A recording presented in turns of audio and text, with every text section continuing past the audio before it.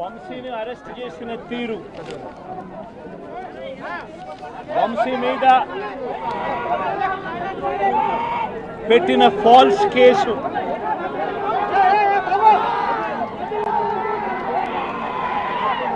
నిజంగా రాష్ట్రంలో దిగజారిపోయిన law and ఆర్డర్ను వంశీ అరెస్టు అద్దం పడుతుంది. ఎందుకనంటే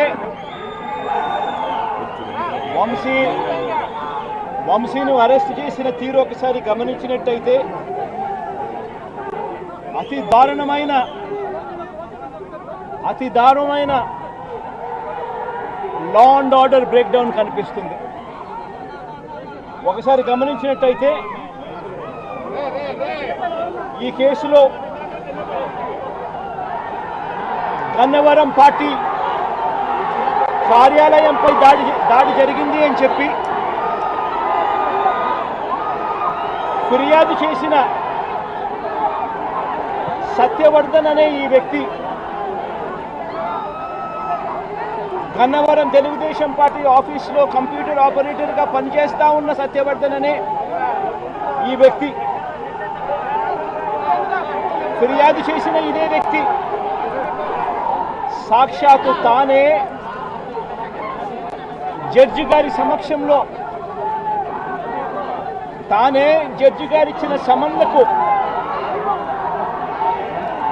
పోలీసుల ఆధ్వర్యంలో ఆ సమన్ను అందుకుని జడ్జి గారి దగ్గరికి వచ్చి జడ్జి గారితో తానిచ్చిన వాంగ్మూలాన్ని ఒకసారి గమనిస్తే ఆ వాంగ్మూలంలో ఆయన చెప్పిన మాటలు ఏమిటి, చివరికి ఈరోజు వంశీ మీద పెట్టిన ఫాల్స్ కేసు ఏమిటి, ఇదే సత్యకుమార్ అనే వ్యక్తి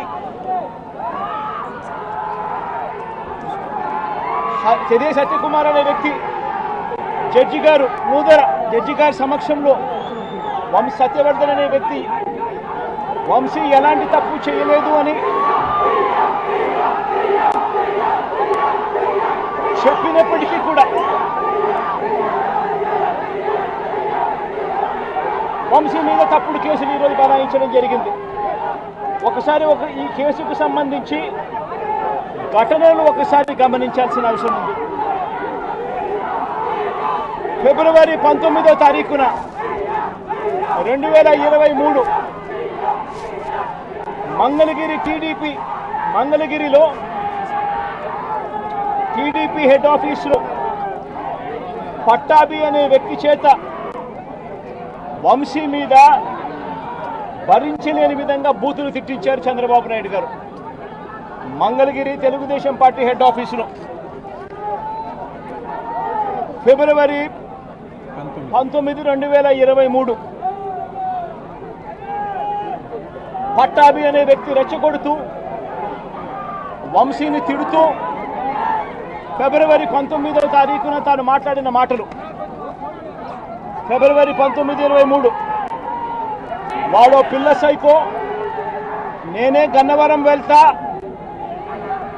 ఎవడేం పీకుతాడో చూస్తా, ఆ వంశీ సంగతి తేలుస్తా, నియోజకవర్గంలో నుంచి బయటికి విసిరేస్తా అంటూ గన్నవరం ఎమ్మెల్యే వల్లభనేని వంశీని రెచ్చగొట్టింది సాక్షాత్తు ఫిబ్రవరి 19వ తారీఖున ఇదే పట్టాభి అనే వ్యక్తి. అంతటితో ఆగకుండా ఫిబ్రవరి 20వ తారీఖున అంటే మరుసటి రోజు చంద్రబాబు గారు పట్టాభిని నేరుగా గన్నవరంకే పంపారు. గన్నవరంకే పంపి గన్నవరంలో ఆయన అక్కడికి వెళ్ళి గన్నవరంలో మళ్ళీ ప్రెస్ మీట్ పెట్టి మళ్ళీ వంశీని మళ్ళీ తిట్టి అదే గన్నవరంలో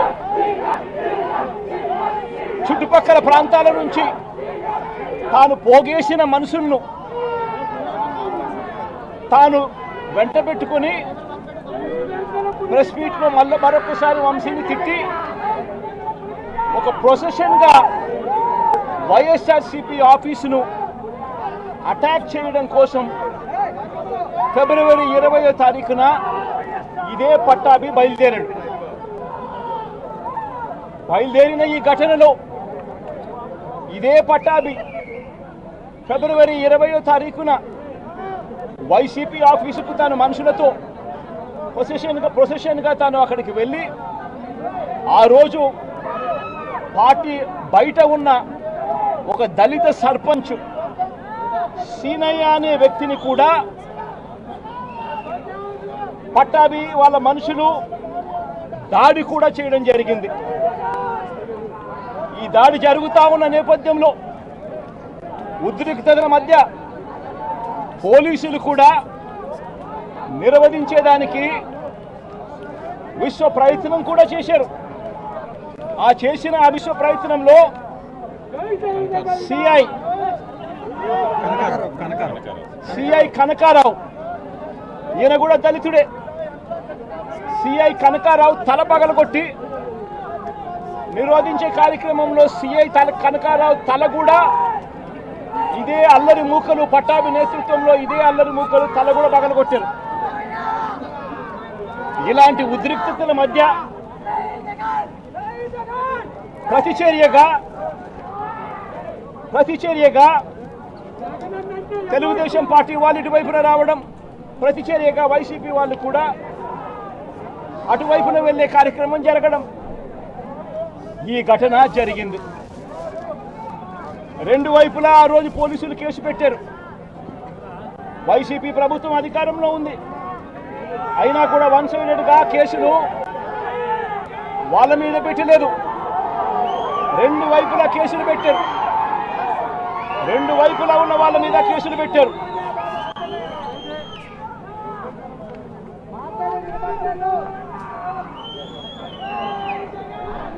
తర్వాత గన్నవరం ఘటనకు సంబంధించి అప్పటి పోలీసులు సుమోటోగా టీడీపీ పార్టీ మీద, వైసీపీ పార్టీకి సంబంధించిన వాళ్ళ మీద, ఇద్దరి మీద కేసులు పెట్టారు. ఇదే సమయంలో టీడీపీ వాళ్ళు 3 కంప్లైంట్స్ కూడా ఇచ్చారు, అవి కూడా తీసుకోవడం జరిగింది. కానీ ఈ ఘటనలన్నీ కూడా టీడీపీ ఇచ్చిన కంప్లైంట్స్లో కానీ, ఆ రోజు ఇచ్చిన కంప్లైంట్స్లో కానీ, పోలీసులు పెట్టిన కేసుల్లో కానీ ఎక్కడా కూడా వంశీ పేరు లేదు. కారణం వంశీ ఘటనలో లేడు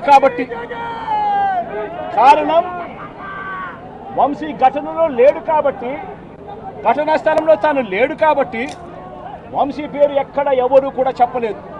తెలుగుదేశం పార్టీ ఇచ్చిన కంప్లైంట్స్లో కానీ, పోలీసులు పెట్టిన కేసుల్లో కానీ ఫిబ్రవరి 22వ తారీఖున, అంటే ఫిబ్రవరి 20వ తారీఖున ఇది జరిగింది. ఇది జరిగిన 2 రోజుల తర్వాత గన్నవరం టీడీపీ ఆఫీస్ ఆపరేటర్గా, డేటా ఎంట్రీ ఆపరేటర్గా పనిచేస్తా ఉన్న సత్యవర్ధన్ అనే ఈ దళిత యువకుడిని మంగళగిరిలోని టీడీపీ ఆఫీసుకు చంద్రబాబు నాయుడు గారు మనుషులను పిలిపించుకొని ఈ సత్యవర్ధన్ అనే వ్యక్తి ద్వారా మరో కంప్లైంట్ కూడా ఇప్పించారు. తెల్లటి కాగితం మీద ఆయనతో సంతకం తీసుకొని మరో కంప్లైంట్ కూడా ఇప్పించారు. దాని ఆధారంగా ఎస్టీ ఎస్టీ కేసు కూడా పెట్టారు. కానీ ఆ ఇచ్చిన ఆ కేసులో కూడా, ఆ సత్యవర్ధన్ ఇచ్చిన ఆ కేసులో కూడా అప్పటికి కూడా వంశీ పేరు ఎక్కడా కూడా లేదు. కారణం వంశీ అక్కడ లేడు కాబట్టి, ఘటనా స్థలంలో లేడు కాబట్టి. ఫిబ్రవరి 23వ తారీఖున సత్యవర్ధన్ నుంచి పోలీసులు ఫిబ్రవరి 23, 2023 పోలీసులు ఇదే సత్యవర్ధన్ దగ్గర నుంచి 161 స్టేట్మెంట్ కూడా తీసుకున్నారు. ఆ స్టేట్మెంట్లో సత్యవర్ధన్ ఇచ్చిన స్టేట్మెంట్లో కూడా ఎక్కడా కూడా వంశీ పేరు ఎక్కడా లేదు. సత్యవర్ధన్ అనే వ్యక్తి ఆ 161 స్టేట్మెంట్లో, పోలీసులకు ఇచ్చిన 161 స్టేట్మెంట్లో తనని ఎవరూ తిట్టలేదని కూడా చెప్పాడు. తాను ఘటన జరిగినప్పుడు తాను అక్కడి నుంచి వెళ్ళిపోయానని కూడా చెప్పాడు. తర్వాత టీడీపీ ప్రభుత్వం రాగానే వంశీని టార్గెట్ చేయడం మొదలుపెట్టారు. జూలై 10, 2024 ఈ కేసును మళ్ళీ రీఓపెన్ చేశారు. రీఓపెన్ చేసి ఆశ్చర్యం కలిగించే విషయం ఏమి తెలుసా? ఇదే సత్యవర్ధన్ అనే వ్యక్తిని తెలుగుదేశం పార్టీ ప్రభుత్వం అధికారంలోకి వచ్చిన తర్వాత మళ్ళీ ఇదే సత్యవర్ధన్ అనే వ్యక్తి దగ్గర నుంచి మళ్ళీ 161 స్టేట్మెంట్ మళ్ళీ తీసుకున్నారు. రెండోసారి కేసు రీఓపెన్ చేసి తెలుగుదేశం పార్టీ అధికారంలోకి వచ్చిన తర్వాత ఆ రెండోసారి ఇచ్చిన 161 స్టేట్మెంట్లో కూడా సత్యవర్ధన్ ఇవే మాటలే మాట్లాడాడు. నన్ను ఎవరు తిట్టలేదని, వంశీ అక్కడ లేడు అని, తన ఘటనా స్థలం జరిగినప్పుడైతే అక్కడి నుంచి వెళ్ళిపోయాడు, అదే మాటలే మాట్లాడాడు. పోలీసులు చంద్రబాబు నాయుడు గారి ప్రభుత్వంలో తీసుకున్న 161 స్టేట్మెంట్లో కూడా తర్వాత అయినా చంద్రబాబు నాయుడు గారు వంశీ మీద పెట్టుకున్న ఆక్రోశము, వంశీ మీద పెట్టుకున్న కోపము చంద్రబాబు నాయుడు గారిది ఏ స్థాయిలో ఉందనంటే ఎలాగైనా కానీ వంశీని ఇరికించాలి అనే ఆలోచనతో వంశీ ఘటనా స్థలంలో లేకపోయినా కూడా వంశీని 71వ నిందితుడిగా చేర్చారు. 71వ నిందితుడిగా వంశీ పేరును చేర్చారు. అయితే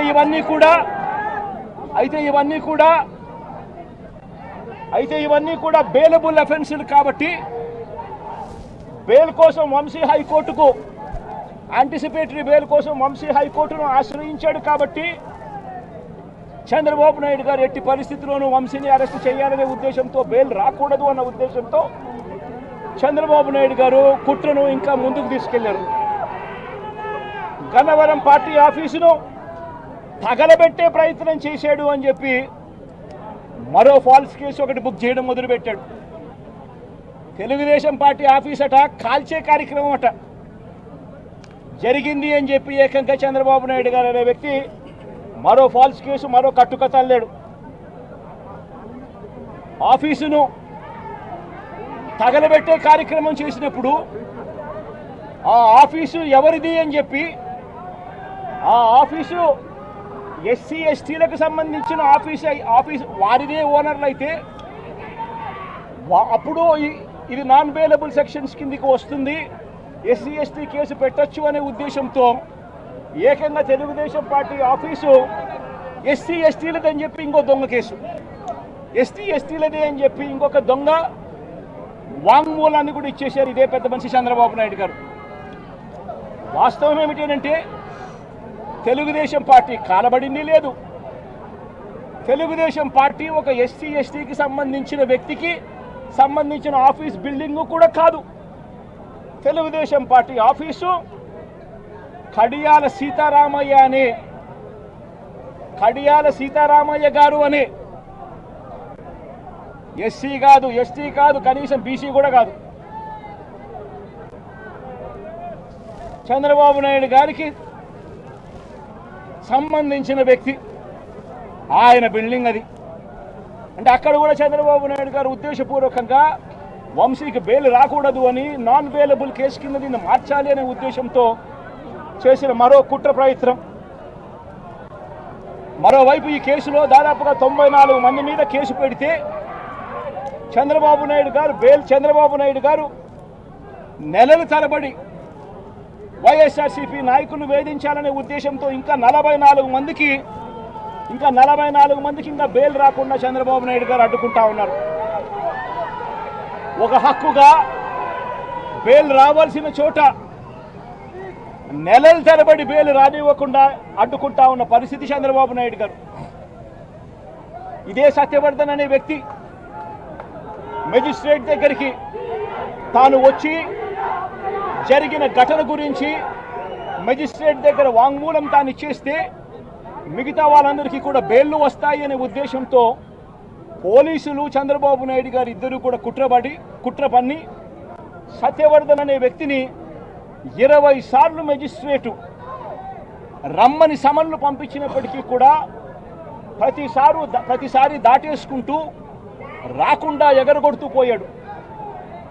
చివరికి జడ్జికు 20వసారికి ఇన్నిసార్లు సమన్లు ఇచ్చినా కూడా ఈ మనిషి రాకపోవడం అన్యాయము అని పోలీసుల మీద గట్టిగా జడ్జి తిట్టి ఖచ్చితంగా సమన్లు ఇవ్వండి, నెక్స్ట్ టైం వచ్చేట్టుగా ఖచ్చితంగా చూసుకోండి అంటే అప్పుడు మరుసటి వాయిదాకు సత్యవర్ధన్ అనే వ్యక్తి తానంతటి తానే హాజరై ఈ ఘటన జరిగిన సమయంలో ఇంతకుముందు తాను 161లలో ఏదైతే చెప్పాడో అదే విషయాలను మళ్ళీ జడ్జి గారి సమక్షంలో మళ్ళీ అదే విషయాలే మళ్ళీ ఆయన తెలియజేశాడు. ఘటన జరిగిన సమయంలో తాను అప్పుడు లేడని, తనను ఎవరూ కులం పేరుతో దూషించలేదు అని, అసలు ఈ కేసుతో తనకు ఎలాంటి సంబంధము లేదని కోర్టుకు తాను మొరబెట్టుకున్నాడు. తాను తన తల్లి ఇద్దరు కలిసి ఆటోలో కూర్చొని కోర్టుకు వచ్చామని, తన స్టేట్మెంట్ వెనుక ఎవరి బలవంతము లేదు అని ఫిబ్రవరి 10వ తారీఖు 2025 ఫిబ్రవరి 10 2025 ఫిబ్రవరి 10న జడ్జి గారి ముందర స్టేట్మెంట్ తాను ఇచ్చాడు. ఫిబ్రవరి 10 2025 జడ్జి గారి దగ్గర జడ్జి గారి సమక్షంలో తాను ఈ విధంగా స్టేట్మెంట్ ఇచ్చేసరికి చంద్రబాబు నాయుడు గారికి లోకేష్కు వీళ్ళిద్దరికీ కూడా మనశ్శాంతి కరువు అయిపోయింది. వంశీని అరెస్ట్ చేయలేకపోతా ఉన్నాము అనే దుర్బుద్ధి వీళ్ళల్లో ఎక్కువ కావడం మొదలుపెట్టింది. వీళ్ళంతా కలిసి పోలీసులతో మళ్ళీ కుట్రబన్నారు. కుట్రబన్ని వీళ్ళు మరుసటి రోజు అంటే ఫిబ్రవరి 11వ తారీఖున వీళ్ళు విజయవాడ పటమట పోలీస్ స్టేషన్లో సత్యవర్ధన్ మీద వీళ్ళు ఒక ఎఫ్ఐఆర్ రిజిస్టర్ చేశారు. ఫిబ్రవరి 11వ తారీఖున సత్యవర్ధన్ వంశీ ఇద్దరి మీద వీళ్ళు ఎఫ్ఐఆర్ రిజిస్టర్ చేశారు. కోర్టును తప్పుదోవ పట్టించారు అని వంశీని సత్యవర్ధన్ మీద వీళ్ళు తప్పుడు కేసు వీళ్ళు బనాయించారు. కోర్టును తప్పుదోవ పట్టించారు, తప్పుడు సాక్ష్యం తాను ఇచ్చాడు అని చెప్పి వీళ్ళు ఎఫ్ఐఆర్ రిజిస్టర్ చేసి ఆ ఎఫ్ఐఆర్ రిజిస్టర్ చేసిన కాపీని తీసుకొని పోయి సత్యవర్ధన్ అమ్మను, సత్యవర్ధన్ నాన్నను, సత్యవర్ధన్ అన్నను అందరినీ కూడా బెదిరించి ఫిబ్రవరి 12వ తారీఖున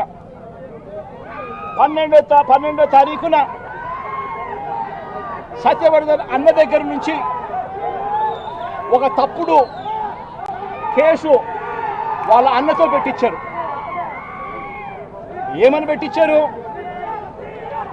ఈ వ్యక్తి సత్యవర్ధన్ అనే వ్యక్తిని కిడ్నాప్ చేసుకొని పోయారట.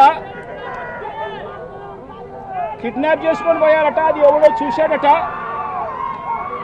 ఆ మనిషి దగ్గర 20,000 రూపాయలు, సత్యవర్ధన్ అనే వ్యక్తి దగ్గర 20,000 డబ్బు ఉంటే ఆ డబ్బులు కూడా లాక్కొని కిడ్నాప్ చేసుకొని పోయారట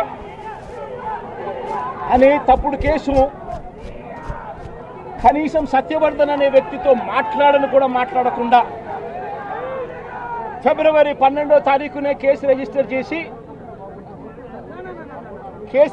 చేసి ఫిబ్రవరి 13వ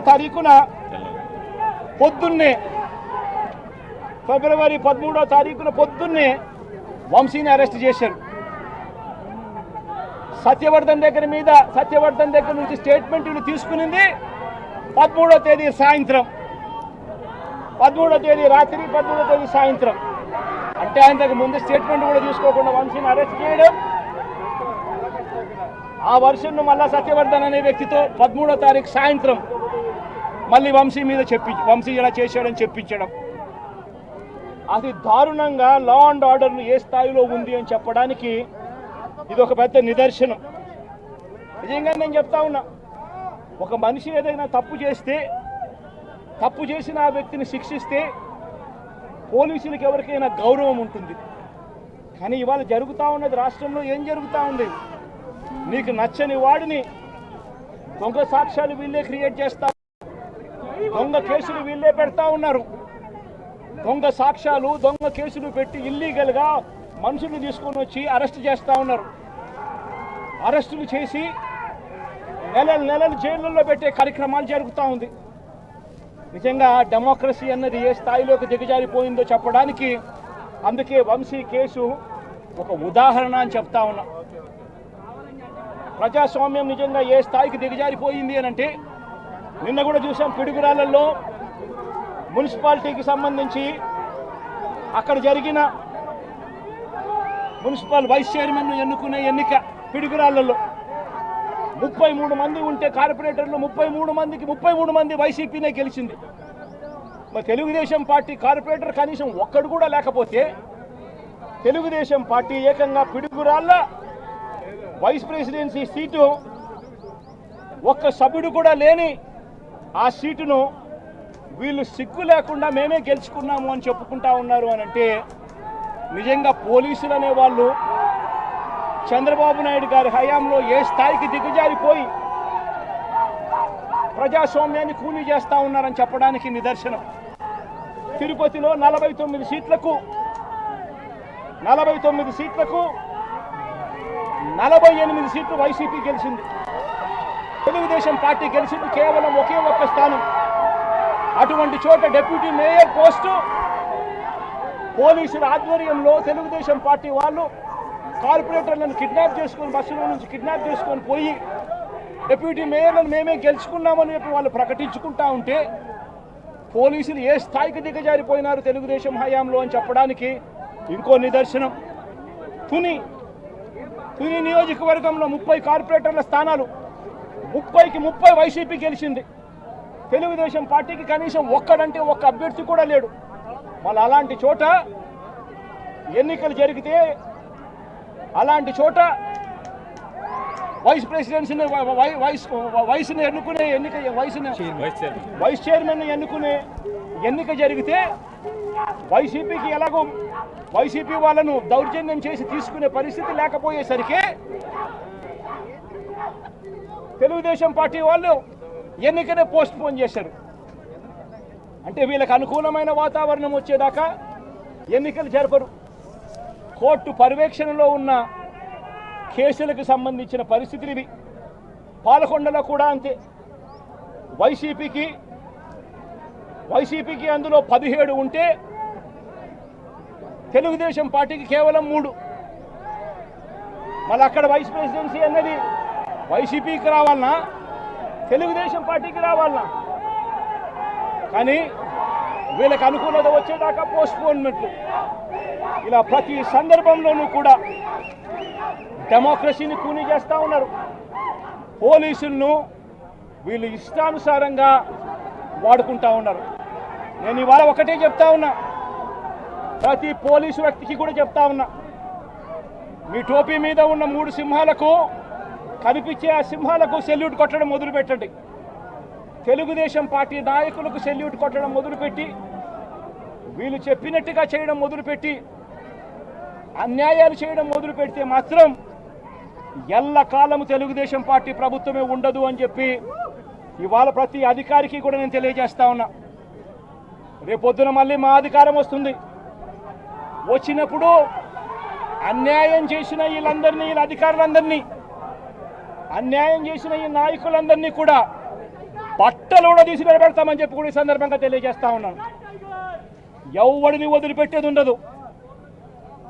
ఇదే వంశీని అరెస్ట్ చేసేటప్పుడు సిఐ అన్నాడట, నేను 1.5 సంవత్సరంలో రిటైర్ అయిపోతాను అని చెప్పి. రిటైర్ అయిపోయినా కూడా, సప్త సముద్రాల అవతల ఉన్నా కూడా మొత్తం అందరినీ కూడా పిలిపిస్తామని చెప్పి కూడా ఈ సందర్భంగా చెప్తా ఉన్నా. చట్టం ముందు నిలబడేట్టుగా చేస్తాం, బట్టలు ఊడదీస్తాం, న్యాయం జరిగేట్టుగా చేస్తాం అని ప్రతి ఒక్కరికి కూడా తెలియజేస్తా ఉన్నాం.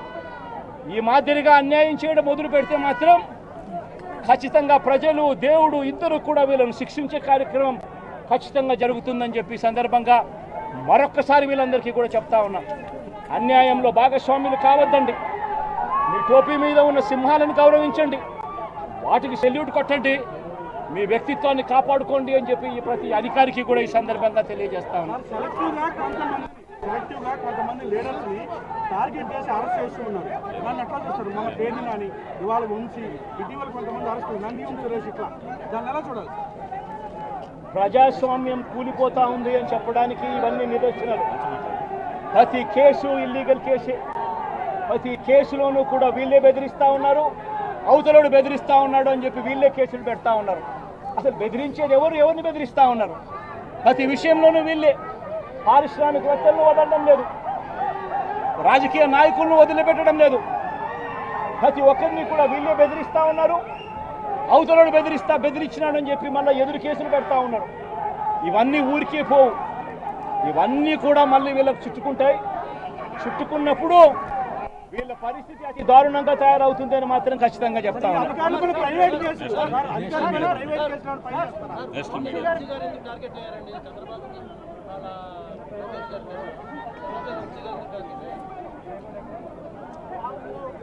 వంశీని ఎందుకు టార్గెట్ చేస్తా ఉన్నారు అనేది చంద్రబాబు నాయుడు గారికి వంశీని చూస్తే తన సామాజిక వర్గం